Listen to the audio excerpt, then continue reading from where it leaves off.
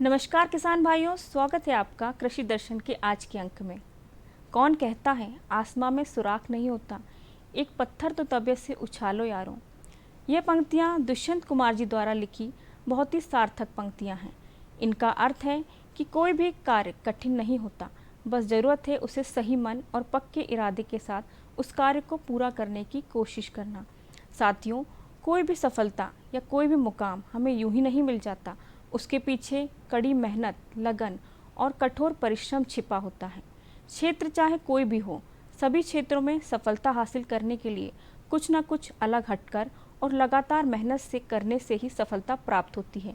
तो साथियों, आप सोच रहे होंगे कि हम ये सब बातें क्यों कर रहे हैं, तो हम बताते हैं आपको कि आज के कृषि दर्शन कार्यक्रम में हम आपकी मुलाकात करवाने वाले हैं आज के सफल कृषक मेहरबान सिंह जी से, जिन्होंने यह एक ऐसे कृषक हैं जिन्होंने जैविक खेती को अपनाकर सफलता के नए आयाम छुए हैं। और इनकी सफलता इन्हें यूं ही नहीं हासिल हो गई, इनकी सफलता में इनके पूरे परिवार का योगदान है। इनके बहू बेटे और परिवार के सभी सदस्यों ने मिलकर इनकी कृषि कार्यों में सफलता में इनका पूरा योगदान दिया है। तो आइए मिलवाते हैं आपको मेहरबान सिंह जी से।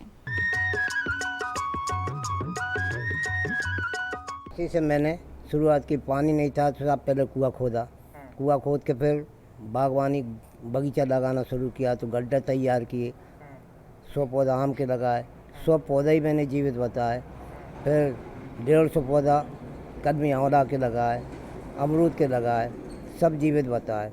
फिर जैविक खेती अपनाई मैंने, साग भाजी करी, मतलब 3 एकड़ में साग सब्जी भी लगवाई, वो भी जैविक खेती करी अधिकतर। वर्मी कल्चर बनवाया, कंपोस्ट खाद बनी है, उसी को हम ज़्यादातर उपयोग में लेते हैं। ये बड़ा ही एक विशेष चीज़ होती है कि भाई कृषि में अवार्ड मिलना, यानी कृषि में सम्मान मिलना। वैसे आपकी जब एजुकेशन की बात करें, पढ़ाई की बात करें, कहाँ से आपने पढ़ाई की, कितनी पढ़ाई की और कृषि में कैसे आपका रुझान बना? मैंने मिडिल पास किया पहले, मिडिल पास करके मैंने बागवानी मतलब विषय लिया। तो बागवानी से मैंने कृषि के लाने बागवानी पढ़ी, तो मैंने मेरा लगाव पेड़ पौधा पर होगा, तो बगीचा लगावा शुरू किया। आज भी मेरे लाने पेड़ पौधों से बहुत लगाव, फलदार नहीं और भी पौधे 200 पौधा मैंने खमीर के लगवाया। सर्वप्रथम आपको, जैसे आपने कहा कि बागवानी में काफ़ी आपका रुझान रहा है और आपने पौधे बहुत ज़्यादा लगाए हैं, तो सबसे पहले आपको अवार्ड जो मिला, यानी जो आपको सम्मान मिला, वो किस चीज़ के लिए मिला था? वो ये कदमी बेर पे मिला मेरे लाने, राशन में जी। ये क्या है, मतलब क्या रहा ये? जो झड़बेरी दरे बोलते हैं उन पर कलम बंधवाई। मगर देखो भाई, ऐसे मोटे हो गए, आपको बताएंगे कि बहुत झड़बेरी क्या बहुत अच्छे पेड़ बन गए और उनमें कीड़ा नहीं लगे। मिठास इतनी अच्छी है कि राशन विदिशा में बेर वाले दादा नाम मेरे रखाएगा। तो बेर वाले दादा इनका नाम रख गया है। वो जो चीज़ है, यानी झड़ बेर जो कहते हैं हम, दरे जो बोलते हैं ग्रामीण अंचलों में बात की जाती है, उसको आपने मोटा कर दिया और उसी के लिए आपको प्रमाण पत्र मिले। काफ़ी मोटा पेड़ बन गया। अच्छा, आम का बगीचा काफ़ी प्रसिद्ध है आपका, तो आम का बगीचा की शुरुआत कैसे हुई? आम का बगीचा मैंने 100 पौधा लगाए, और तो लंगड़ा है, दशहरी है, चकैया है, आम्रपाली है, सुंदर जा 4-5 वैरायटी के आम हैं। वो उन पर भी अधिकतर इनाम मिले, प्रमाण पत्र भी मिले। बिल्कुल, ये इनाम मिले, प्रमाण पत्र मिले, ये एक प्रतीक है जिससे कि चूँकि इनाम भी 3-4 बार मिल चुकी मेरे नाम। बिल्कुल। अच्छा, आज के परिदृश्य को देखते हैं हम, परंपरागत खेती को आपने तो बिल्कुल देखा है, जिया है, यानी कि परंपरागत जो हमारी गेहूं हो गया, चना हो गया, मसूर हो गया, या फिर और भी जो खरीफ और रबी फसलों में लगाई जाती हैं, उससे आपकी पद्धति कितनी अलग है? यानी आप उद्यानिकी क्षेत्र में भी काम कर रहे हैं, सब्जियों भी कर रहे हैं आप, तो क्या देखते हैं आप, कौन सा सही तरीका है? और आज के परिदृश्य को देखते हुए किसान भाइयों के लिए आप क्या कहना चाहेंगे? सबसे ज़्यादा फायदा बागवानी और सब्जी में ही है। अच्छा जी। तो सब्जियों में जो परंपरागत हम जो भी करते आ रहे हैं, यानी कि गेहूं, चना, धान, जो भी धान का परिचलन काफ़ी ज़्यादा हो गया है हमारे क्षेत्र रायसेन की अगर बात करें, हम जहाँ बैठे हुए हैं। धान में लागत बहुत होने लगी, कीड़े। हाँ। अच्छा, सब्जियों में लागत का कैसे देखते हैं आप? सब्जियों में लागत कम है, आमदनी ज़्यादा है। अच्छा, धान में ज़्यादा लागत। ये एक चीज़ होती है कि जैसे आप तो पुराने काफ़ी टाइम से खेती करते आ रहे हैं, खाद का काफ़ी प्रचलन बढ़ गया है आजकल, और जो रासायनिक विधि से हम खेती कर रहे हैं, चाहे कीटनाशकों की बात हो, यानी जो भी हम दवाइयाँ डाल रहे हैं आजकल, तो क्या ज़्यादा हो गई हैं और आप कैसे अभी कर रहे हैं उसको? अब तो जैविक खेती करना चाहिए, और ये नींदनाशक दवा और कीटनाशक दवा भी, जैसे गौमूत्र है, हरी मिर्च है, नीम की निबोरी है, नीम की पत्ती है, लहसुन वगैरह सड़ा के, नहीं 15 दिन सड़ा के और अच्छे छान के उनको मतलब जो तो कीट व्याधि उससे सब नष्ट हो जाती है। बिल्कुल। तो आपका नाम तो बहुत अलग अलग लोगों ने कैसे कुछ कुछ रख दिया है। बेर वाले दादा रख दिया, आम वाले दादा, बगीचे वाले दादा रख दिया। आप अपने आप को अब क्या सोचते हैं कि कितना आप काम करते हैं और कैसे आज भी आप काम कर रहे हैं? मैं तो साहब मेरा जीवन इसी काम में निकल गया। अब तो मैं बच्चों से कह रहा भैया तुम संभालो और देख के नहीं सब करो, तो बच्चे भी लगाव से करने लगे। खेती में इनके जो अनुभव रहे हैं, इन्होंने कहा कि अच्छा, एक बहुत अच्छी चीज़ है कि ये आज भी प्राकृतिक के तरफ ज़्यादा इनका रुझान है। चाहे पेड़ पौधे लगाने की बात हो या फिर कह सकते हैं कि ऑर्गेनिक, यानी कि जो हम जैविक खेती कर रहे हैं, उसको आप कैसे देखते हैं? नहीं, उसको देखते हैं ना जी, जीवामृत और बीजामृत जी, और काफ़ी जी केवी के वाले से हमें वैज्ञानिक लोगों से काफ़ी सीख में सपोर्ट मिलता है। बिल्कुल। चलिए दादाजी, आपसे और हम बात करते हैं कि आज जो नए नए किसान भाई हैं, युवा किसान भाई भी हैं, पढ़े लिखे भी काफ़ी किसान भाई ऐसे हैं जो कि पढ़ाई करके खेती कर रहे हैं, उनको काफ़ी ज़्यादा कह सकते हैं कि अनुभव उतना नहीं होता है, लेकिन ये कि अब वो करते जा रहे हैं। उनके अनुभव से आप क्या कहना चाहेंगे कि वो किस तरीके से अपनी शुरुआत करें और कैसे खेती करें? वो शुरुआत करना चाहिए, जैविक खेती से शुरुआत करना चाहिए उन्हें जी, या बागवानी या साग भाजी से शुरुआत करना चाहिए, तो उसमें आमदनी ज़्यादा है। अच्छा, आजकल एक और परिचलन होता जा रहा है कि मिश्रित खेती बहुत बढ़िया रह रहा है, कि आप एक फसल पे निर्धारित ना रहें, एक फसल पे डिपेंड ना रहें। आपने गेहूं भी लगा लिया, चना भी लगा लिया, रबी की बात करें या फिर खरीफ में बात करें, आपने सब्जियां लगा ली, आपने धान भी लगा ली और भी आपने बाग लगा ली। ऐसा होना चाहिए। खेती भी बहुत करी, सोयाबीन प्लस तुअर। हाँ। बहुत अच्छी, मतलब तुअर भी मैंने दो फसल काटी तुअर। सोयाबीन काट के नहीं और गैप से बोई, तो बीच में चना बो दिया और उसकी कटिंग कर दी, फिर दवाई सींच के 2 बार तुअर काटी मैंने, उसमें भी इनाम मिला मुझे। बिल्कुल, मतलब इनाम आपको हर क्षेत्र में मिला है और काफ़ी अच्छे अच्छे उदाहरण आपने दिए हैं। अच्छा, मिश्रित खेती की अगर बात करें, उसमें किसान भाई एक और चीज़ जोड़ लेते हैं, पशुपालन जोड़ लेते हैं। पशुपालन में आपने क्या क्या किया? पशुपालन भी मैंने भैंस भी, गाय भी पाली हैं, और आजकल तो प्रथा क्या भैया, गाय भैंस सब छोड़ के भगा रहा है। हमारी एक बच्चियाँ भी बाहर छूट के नहीं रहती, और आज तक हमने घी दूध कभी नहीं खरीदा, घर का ही मतलब घी का उपयोग में ले रहे हैं। अच्छा, एक और चीज़ बहुत महत्वपूर्ण है आपसे, क्योंकि आप बुज़ुर्ग हैं और आपने काफ़ी अनुभव इसमें हासिल किया है कृषि में, तो हमारे जो किसान भाई देख रहे हैं उनको कहीं ना कहीं ये बहुत अच्छी चीज़ देखने को मिलेगी। पशुपालन में भी एक बहुत विशेष बात है कि पशुओं को हरा चारा या जो भी हम खाद्यान्न खिला रहे हैं वो स्वच्छ होना चाहिए, क्योंकि दूध फिर वैसा मिलता है। उस पर आपके क्या विचार हैं? अरे हमारे यहाँ तो बिल्कुल स्वच्छ, मतलब हरी घास भी है, बगीचा में देखो आप, घास इतनी खड़ी है, दिन भर घास भी काट रहा है, बांध के इन पशुओं को खिला रहे हैं। नेपियर घास भी पीछे बहुत लगो, नेपियर घास बहुत, एक बार लगा दो 10-20 साल वो तो मिटे ही नहीं। अच्छा, 3-4 बार साल में 3-4 बार काट लो आप। नेपियर घास भी लगो मेरे पास। अच्छा। हाँ।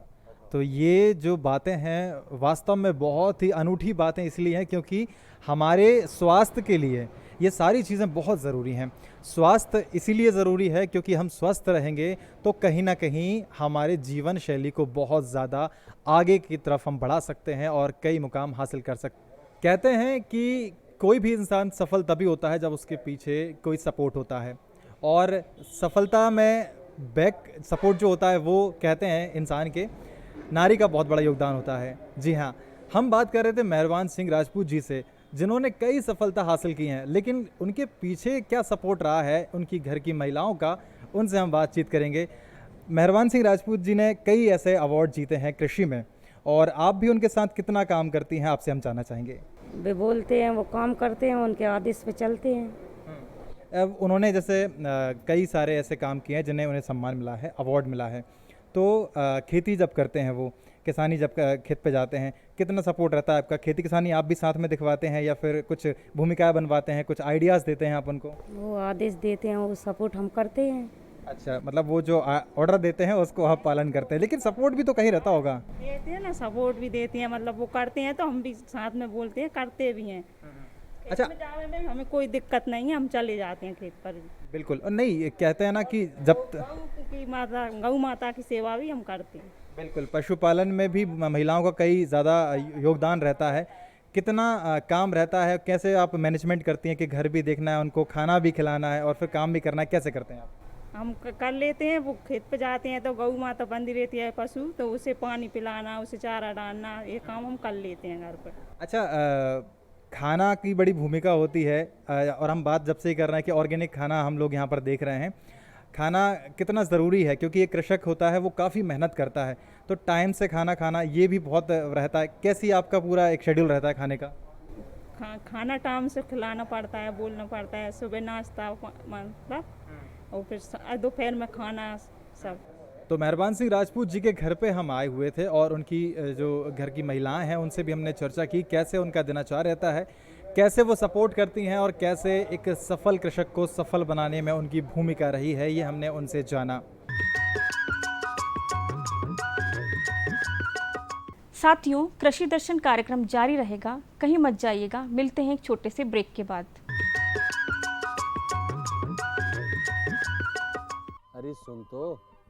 मुझे क्या सुनाना चाहते हो? जो सुनाओ मेरी सौतन को। किसको? अरे वही तुम्हारा मोबाइल फोन जिससे सुबह शाम दिन रात चिपके रहते थे और कहते थे किसान कॉल सेंटर से बातें हो रही हैं। अच्छा ये बात है। हाँ, क्यों? क्या हुआ? अब बात नहीं होती क्या? अब तो झट से बात हो जाती है। संबंधी समस्याओं का अपनी भाषा में तुरंत हल पाने के लिए पूरे भारत में किसी भी फोन से हेल्पलाइन नंबर पर संपर्क करें। किसानों का दोस्त किसान कॉल सेंटर।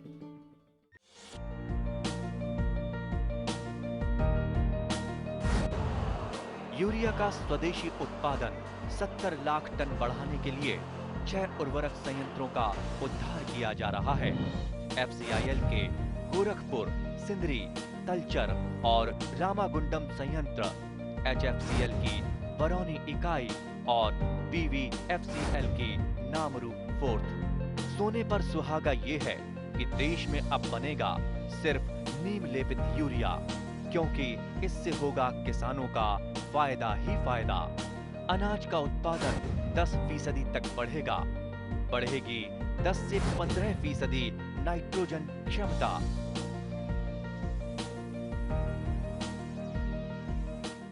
साथियों, ब्रेक के बाद आपका पुनः बहुत बहुत स्वागत है। साथियों, मेहरबान सिंह जी ने आने वाले समय में पूर्णतः जैविक खेती की ओर अग्रसर होंगे और पूर्णतः जैविक खेती को अपना रहे हैं।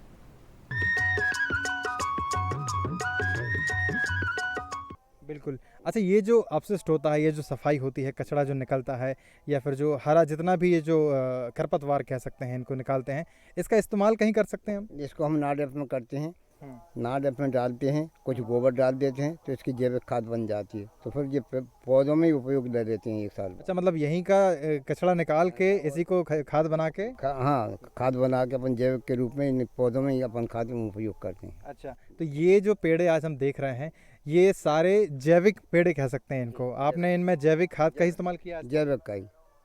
कोई रासायनिक खाद का कभी इस्तेमाल ऐसा होता हो तो? रासायनिक खाद कभी करते ही नहीं, हम तो जैविक खाद ही करते हैं। सब्जी में, बागवानी में हम जैविक खेती करते हैं। एक और चीज़ है, जैसे कि हम पेड़ देख रहे हैं, इस पे कभी कभी पेड़ पे, पत्तियों पे, टहनियों पे कोई अगर कीट लग जाता है तो ऐसी अवस्थाओं में सतत निरीक्षण आप करते होंगे, और क्या क्या चीज़ें हैं, आप छिड़काव कैसे करते हैं, उनका समाधान प्रबंधन कैसे करते हैं? दवाई डाल देते हैं हम, या तो जैविक दवाई बना लेते हैं गौमूत्र की, और नीम की जो निबोली और पत्ती हैं उसको सड़ा के, नहीं लहसुन, हरी मिर्च वगैरह सड़ा के, अकौगा के पत्ते, नातामेश्वर पत्ती जो सड़ा के 8-15 रोज सड़ाते हैं और छान के स्प्रे करते हैं तो मतलब सबकी मर जाते हैं।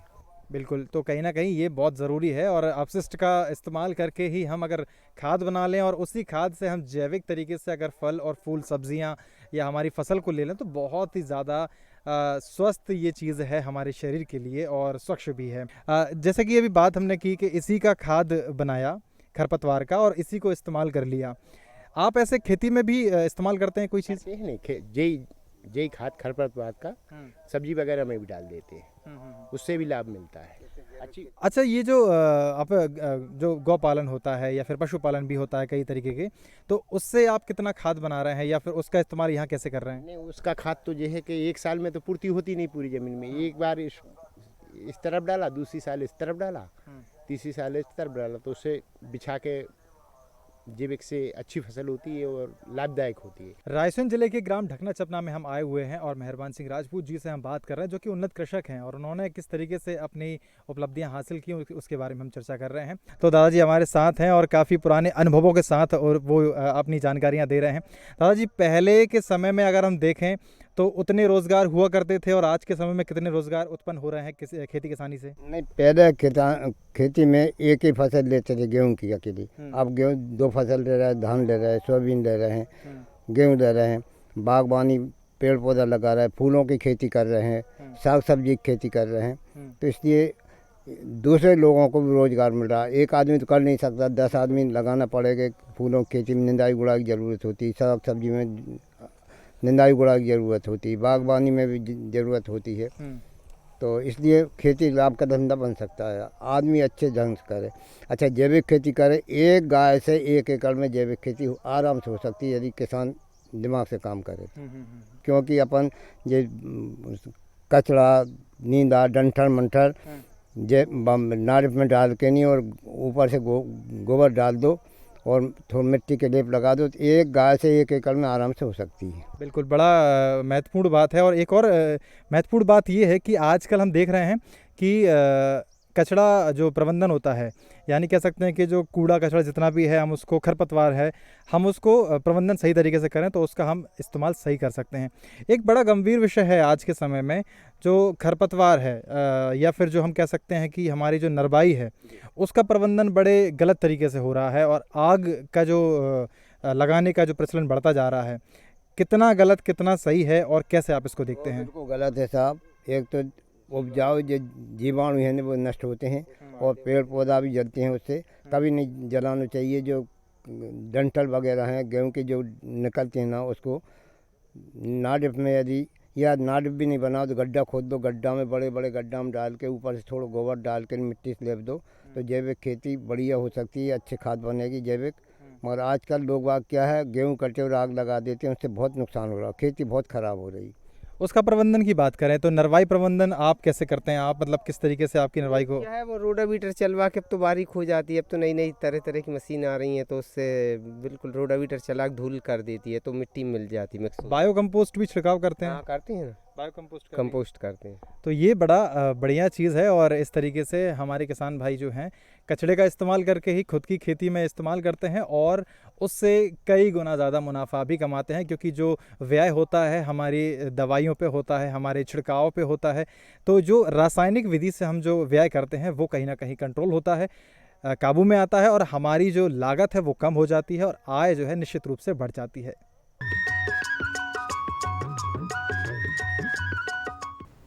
साथियों, कृषि दर्शन कार्यक्रम जारी रहेगा। समय हो चला है खबरें खेती का, तो आइए देखते हैं खबरें खेती की।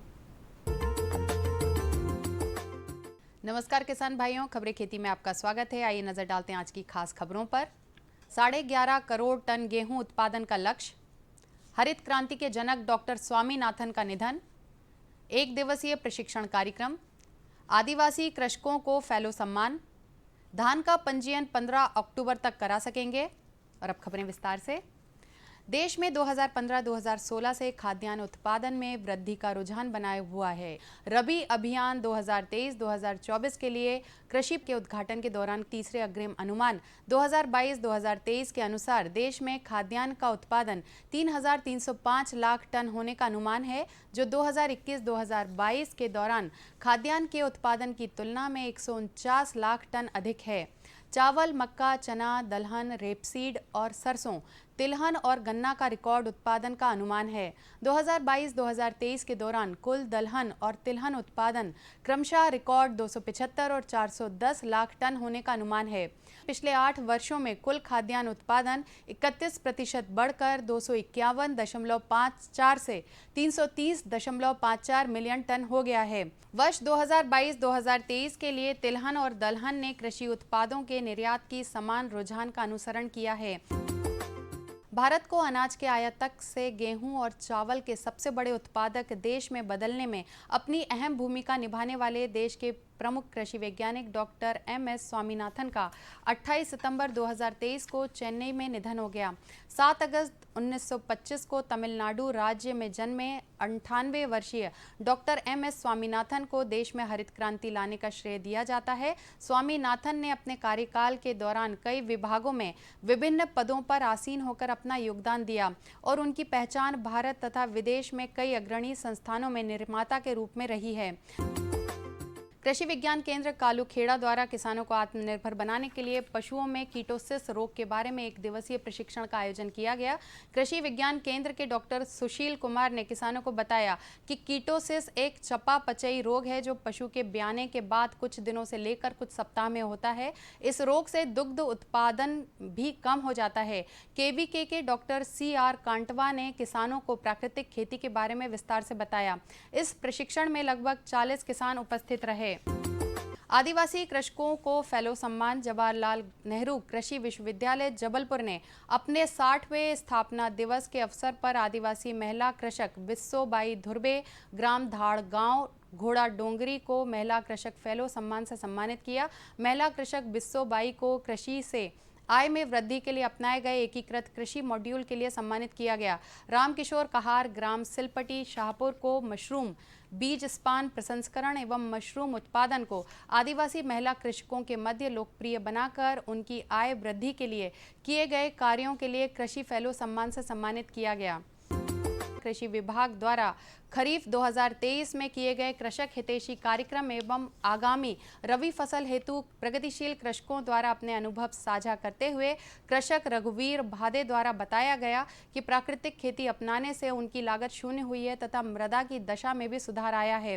तो किसान भाइयों, कृषि समाचारों में फिलहाल इतना ही। साथ ही मुझे दीजिए आज्ञा। नमस्कार। तो साथियों, आपने देखा कि कृषि क्षेत्र में मेहरबान सिंह जी ने किस तरह से मेहनत करके सफलता हासिल की और किसी ने कहा भी है कि मंजिलें उन्हीं को मिलती हैं जिनके सपनों में जान होती है। पंखों से कुछ नहीं होता, हौसलों से उड़ान होती है। तो साथियों, आज के कृषि दर्शन कार्यक्रम में बस इतना ही। अगले अंक में फिर कुछ नई जानकारियों के साथ हाजिर होंगे। तब तक के लिए मुझे दीजिए आज्ञा। नमस्कार।